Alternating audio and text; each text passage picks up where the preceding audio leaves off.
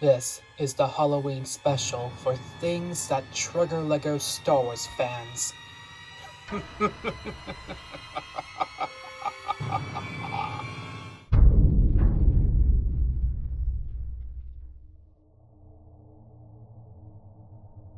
dark side of the Force is a pathway to many abilities some consider to be unnatural. For thousands of years, the Sith have toiled with the dark side to achieve a power no mortal can withstand. There have been plenty of Sith Lords over the years. Take Darth Maul, for example.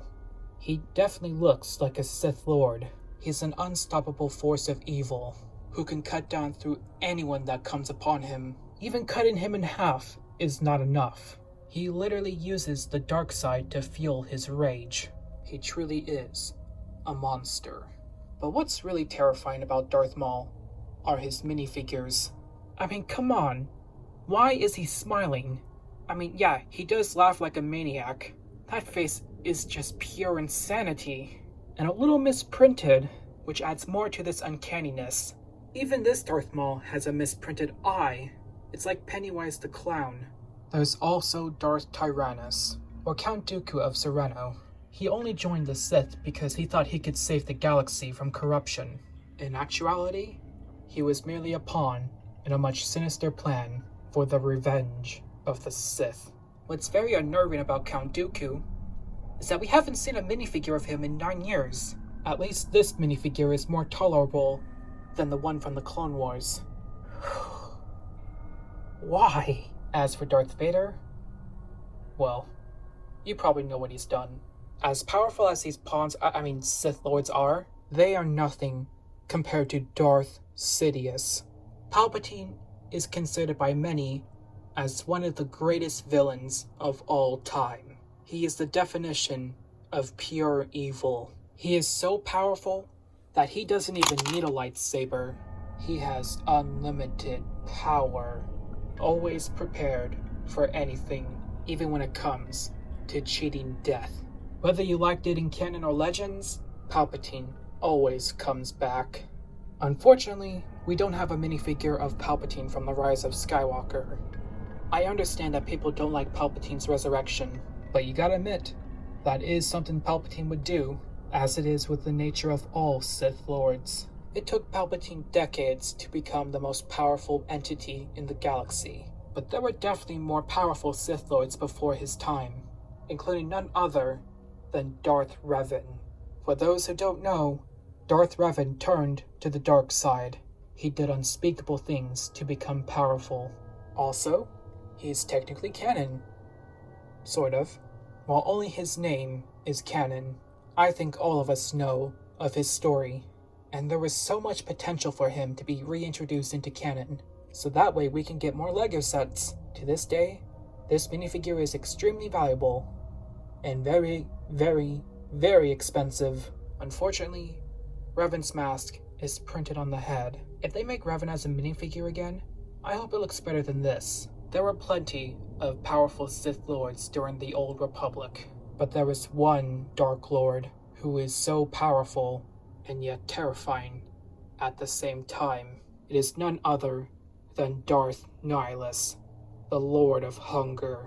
This man, this guy, this thing is nothing compared to all Sith Lords combined. He is a wound in the Force, one who consumes the living Force itself. He has ascended to a higher plane of existence so evil, it pains him.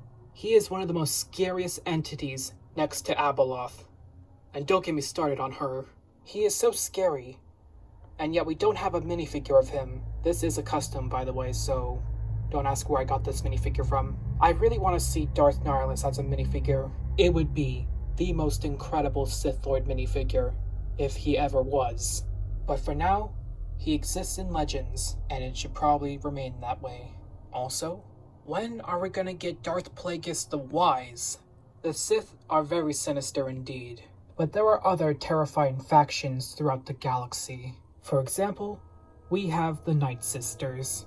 Saj Ventress is one of the most notorious Night Sisters in existence. She is from the clan of Mother Talzin herself. They do a lot of scary stuff. It's unlikely we'll ever get Night Sister minifigures, but it would be terrifying indeed. I mean, come on. They use magic to resurrect their own sisters, which is creepy on its own. Even the Geonosian zombies are terrifying. And what shocks me is that they actually made a minifigure of it. The concept of this is very dark, but that is nothing compared to the Death Troopers infected by the Blackwing virus. This is one of the best adaptations of zombies in the Star Wars universe. Even Palpatine would say why. Unfortunately, we don't have minifigures of this, and this is also a custom minifigure. I mean, come on, we rarely get zombie minifigures.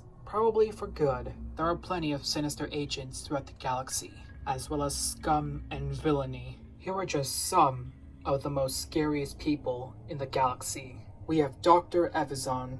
This madman is so notorious and so sinister. He is wanted for death on 12 systems. So you know he's dangerous. There's also the Umbarans. Their technology is so advanced compared to everything else seen in the galaxy. Unfortunately, we only have one Umbaran minifigure. And yeah, just like all Clone Wars minifigures, they have uncanny faces. Even Hutts are dangerous. They control so much of the Outer Rim and are just known for diabolical things. And you know what? The Knights of Ren are also diabolical. It's too bad we don't see them that much in the movie. There are also plenty of evil droids out there, like the Dark Troopers, and even the IG Bounty Hunter droids. They're just like Terminators. We have gotten plenty of LEGO versions of these guys. My only complaint is, their heads are too big. They're just so large compared to their actual bodies. They're just reusing the Battle Droid ones, which is kind of weird. They should look very different than Battle Droids. But then again, it's LEGO, so anything goes. There's also Chopper, who, by all means, is a menace. But there's also 000. Think of him like Ultron, a rogue AI. Unfortunately, I don't have any protocol droids that resemble 000, but 000 is nothing compared to Nobot, who also doesn't have a minifigure. He did appear in the Skywalker saga, and it's probably gonna be like that forever. And ever. And ever. Why? By now, this minifigure is up to date, and is truly an iconic minifigure. But what if I told you that this is not Darth Vader? This is an imposter. It's meant to fool you into thinking this is actually Darth Vader, but it's not. It never was, since 2017. As we all know, Vader lost everything in Revenge of the Sith. He went through extreme measures just to become a powerful Sith Lord. All because he wanted to save his wife from dying, which he didn't. But Palpatine wasn't finished with him. This is Vader's transformation. It is truly symbolic for the Sith, but you're not actually fixing Vader in this set. You're just replacing him with an imposter. All you have to do is this, and watch him rise to serve the Sith once more. Only this is not Vader. This is Vader. He's just been replaced. Some might see this as a simple play feature. It's probably just me, but who knows what else the Empire is hiding. Why would Palpatine do this? Just why? I know a lot about my Star Wars lore.